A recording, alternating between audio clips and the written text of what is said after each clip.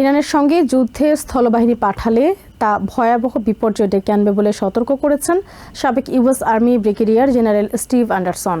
MS নাউকে তিনি বলেন, আইআরজিসি ধর্মীয় উগ্রবাদী বাহিনী। তারা 200,000 সদস্য নিয়ে আমেরিকান বাহিনীর বিরুদ্ধে পবিত্র যুদ্ধে নেমেছে। তারা ইরানের জন্য নয়, আল্লাহ ও ইসলামের জন্য লড়ছে। যুদ্ধে জয়ে তারা সবকিছু করবে বলেও হুঁশিয়ারি করেন তিনি। রাজনৈতিক বিশেষজ্ঞ ডেভিড রোড বলেন, ইরানের স্কুল, বিদ্যুৎ কেন্দ্র এবং জ্বালানি কেন্দ্রে হামলা চালানো যুদ্ধাপরাধ। পঞ্চম সপ্তাহে চলছে ইরানের সাথে আমেরিকা ও ইসরায়েলের যুদ্ধ।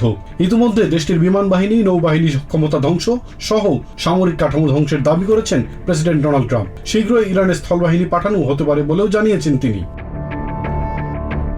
কিন্তু ইরানের স্থলবাহিনী পাঠালে তা ভয়াবহ বিপর্যয়কর হবে বলে মনে করেন ইউএস আর্মির সাবেক brigadier general Steve Anderson. MS নামের এক আয়োজনে তিনি বলেন, আইআরজিসি ধর্মীয় উগ্রবাদী বাহিনী।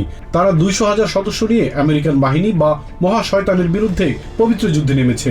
তারা ইরানের জন্য নয়, আল্লাহ ও ইসলামের জন্য লড়ছে। যুদ্ধ জয়ে তারা সবকিছু করবে বলেও মনে করেন তিনি। ইরানের শাসন ব্যবস্থা পরিবর্তন হবে না উল্লেখ করে এই যুদ্ধকে ভয়াবহ বলেও দাবি করেন এই সাবেক ব্রিগেডিয়ার জেনারেল। এই যুদ্ধের জন্য প্রেসিডেন্ট ট্রাম্পকেই দায়ী করেন তিনি। বলেন, সেনাদের ট্রাম্প তার ব্যক্তিগত বাহিনী হিসেবে ব্যবহার করছেন। এ সময় ট্রাম্পকে আরও বেশি কূটনীতির দিকে মনোযোগ দেওয়ার কথাও বলেন ইরাক, কুয়েত সহ বহু যুদ্ধের এই অভিজ্ঞ সৈনিক।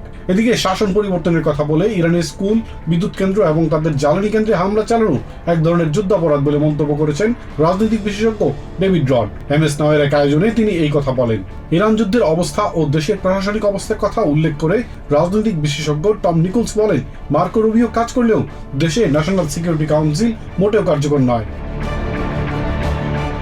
ন্যাশনাল সিকিউরিটি ও রাজনৈতিক বিশেষজ্ঞ পল রিকহফ জানান, দেশের মাত্র 12% মানুষ এই যুদ্ধ সমর্থন করে, যা ইতিহাসের সর্বনিম্ন। এমনকি সেনাদের মধ্যেও মাত্র 5% সদস্য এই যুদ্ধ সমর্থন করে বলেও দাবি করেন তিনি।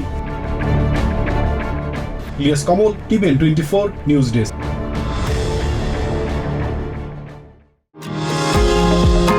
নিউ ইয়র্ক থেকে সম্প্রচারিত টিভিএন 24 টেলিভিশন বিশ্বজুড়ে বাঙালির কণ্ঠস্বর।